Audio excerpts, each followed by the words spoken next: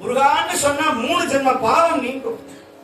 அதனால சுப்பிரமணியா, கந்தா, கடம்பா, குகா, வேளா என்று சொல்லிக்கொண்டே இருங்கள். உங்கள் வம்சம் தழைக்கும். உங்க வீட்டுல திருமண பாக்கியம் ஏற்படும். நல்ல சந்தான பாக்கியம், குழந்தை பிராப்தி ஏற்படும். அந்த குழந்தை மூல வளர்ச்சியோட சிறப்பா இருக்கும். அதனால உங்க மகளுடைய வேலை வாய்ப்பு நல்ல தடையில்லாம நடக்கும். அவங்க வண்டி வாகனங்கள்ல போனா பாதுகாப்பா போவாங்க. இந்த வேலை வீட்டுல பூஜையில வைக்கலாம், நீங்க போற வாகனங்கள்ல வைக்கலாம், உங்க பர்ஸ்ல வைக்கலாம். அப்பேற்பட்ட அவன் வேல்பட்டு அழிந்தது அயன்தன் கையெழுத்தேன்னு சொல்லுவார். முருகனுடைய வேல்பட்டா பிரம்மனுடைய தலையெழுத்தே அழியுமா.